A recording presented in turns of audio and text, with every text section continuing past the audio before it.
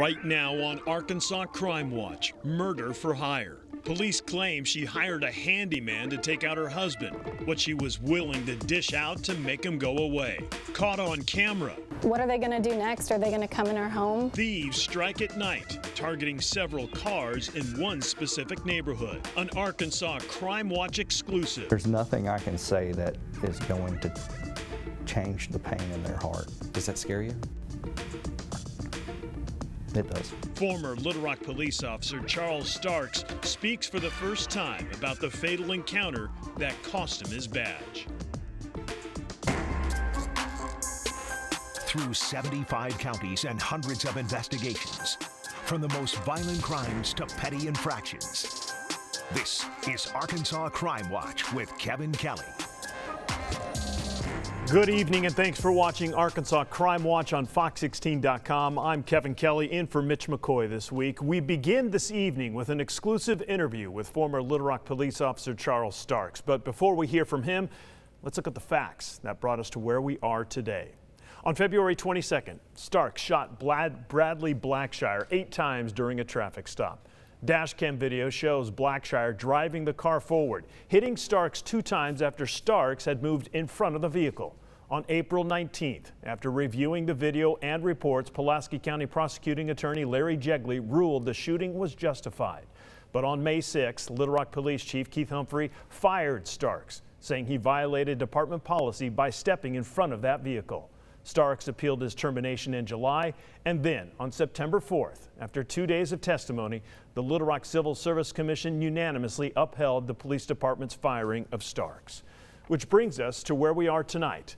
Starks has remained quiet throughout this process, but he's now speaking out, sharing his story only with our very own Mitch McCoy.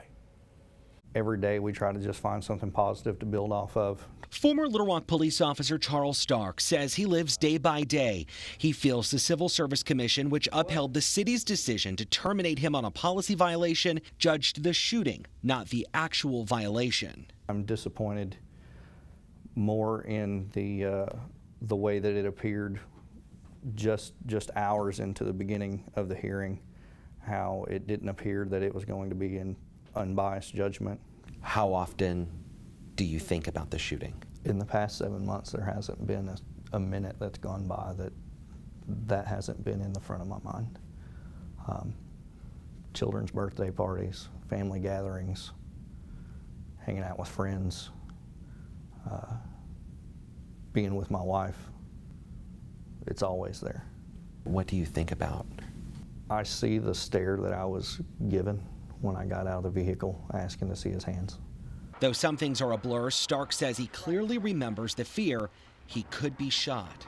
I was being hit by the car, and I was still concerned with a gun coming up from him. Stark's chain of command cleared him of the policy violation, but Police Chief Keith Humphrey did not, and terminated Starks for walking in front of Bradley Blackshire's car. Do you feel like you did anything wrong that day? No. Do I have an incredible amount of guilt? I have guilt that what I did caused 5 children to not know their father growing up. But had I not done what I'd done, my child would have never known me growing up. The Blackshire family has called Stark's actions destructive, but the former officer says his actions were prompted by Blackshire's actions. Labeling them destructive by the meaning of that word, I took someone's life. That has destroyed their family, and understandably so. So while I may disagree with them labeling it as that, I understand why they would say that. Starks feels he can be an effective Little Rock police officer again. There's no doubt in my mind that if a judge sees this the way it should be done and overturns it, reinstating me, that I can play a vital role in not only making a difference in this community, but if allowed, helping this community heal. He feels there's nothing he can say to the Blackshire family that would allow them to forgive him, something he knows about firsthand. When I was 11 years old, my father was murdered by gunfire. The man that shot him never went to jail and is still living life as he wants today. I'm a God-fearing man, but to this day, I've never forgiven that man.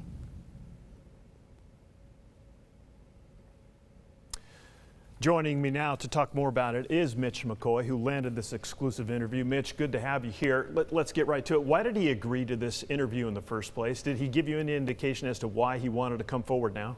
He didn't. I think that that's still something that I have questions about. But, you know, we know that the Civil Service Commission ultimately upheld the city's decision to terminate former Officer Starks. But he also mentioned, and this may allude to why he decided to do the interview now, he alluded to the fact that for the last 7 months, he's never been able to talk publicly. He said that in really every story, every conversation that we had about this shooting, we heard from the Blackshire family. We heard from the city of Little Rock about why they decided to fire former Officer Starks. This is the first opportunity, he says, that he's been able to voice what he wants to say and get his side of the story out. As you well know, he's appealing again, this time to the Pulaski County Circuit Court. How do you see that playing out? Does he have a good shot? You know, I think what we're going to see is a judge who ultimately will look at the law, look at the policy violation, and take the ruling of the shooting and that perspective out. What we saw during the Civil Service Commission is a lot of people asking about his police tactics and ultimately, according in his words, judged the shooting and not the policy violation itself. The city argues that it was a traffic stop and former Officer Starks didn't follow the rules of how to conduct a traffic stop, where former Officer Starks' lawyer would argue that this was not a traffic stop. This is something completely different, and those first fatal shots were fired before Starks stepped in front of a vehicle. So a judge is going to look at the facts of this case, you know, somebody that has more experience looking at cases like this, whereas you have volunteers on a Civil Service Commission, not trying to knock the Civil Service Commission by any means, Kevin, but this is a judge that will look at all the facts of the case, where the Civil Service Commission appeared, according to Starks, judged the tactics in the shooting itself and not the policy violation. Yeah, and for our viewers who are watching online right now, if you want to see the entire interview, just go to fox16.com and do a search on Starks. I want to quickly change gears here because it's a sad day for Fox 16. After 4 years, you're leaving. Tell us about that. This is a big announcement for you. Yeah, and it's a little different. You're sitting in that chair on right. Watch, right? So yeah, I'm headed to the Pulaski County Sheriff's Office. I'm going to work with Sheriff Eric Higgins and all the men and women there at the Sheriff's Office as they begin their next step of a new era for the Pulaski County Sheriff's Office. And I'll be working there in a civilian capacity. I've gotten a lot of messages about if I'll be carrying a badge and a gun. Not going to be doing that, but I'll be working in their media affairs unit and trying to bring important stories from inside the jail and on the streets to people at home from the eyes of the Sheriff's Office. Mitch, you've done a phenomenal job for Fox 16 and our sister station KRK, but you will be sorely missed, greatly missed, and it's been an honor to work with you, but we wish you nothing but the best. I appreciate it. Thanks, Mitch. Moving on, caught on camera. Thieves staking out cars in the dead of night and then breaking in. The crimes happening in the Capitol View area. And as Fox 16's Caitlin Reardon found out, one woman's car was hit twice in the same week. What are they going to do next? Are they going to come in our home? Rachel Rayleigh is uneasy after her car was broken into twice in a 4-day period. The first time it happened was last Thursday morning. She got a notification on her phone. I was watching it happen. The guy was snooping in my car, and I jumped up and I said, "Someone's breaking in my car." She and her fiance went outside to discover the windows smashed and a coin purse missing, but the culprit was caught on camera snooping through her car and unscrewing her floodlights. In the video, it appears he's wearing a mask. It looked like a do-rag he pulled over his head. Other neighbors say they've had their cars broken into as well within the last month. Some sent videos of a prowler with a similar appearance. Sunday morning, Rachel was a victim for the second time. This time, her registration was missing. Her fiance says they feel like they've done all that they can do. What really worries me, is she has to get up every morning and go out to her car not knowing whether or not there's going to be somebody out there. Oh, it's scary. Like, what if he had a gun on him and he had his mask on too? And it's terrifying. So far, police have not made any arrests, and they were not able to get any fingerprints off her car to ID the suspect. Time now for you to take a good look at this surveillance photo. Police in Hot Springs say this woman may be responsible for stealing a car from the parking lot of the Economy Inn last Friday. Police telling Fox 16 a couple parked their white SUV at the motel to cool the car off. When they returned, it was gone. If you recognize this woman, call police. $200,000 in cash and a Chevy Tahoe. That's what an Arkansas woman is accused of offering a handyman in return for killing her estranged husband. Now she's being charged with conspiracy to commit capital murder.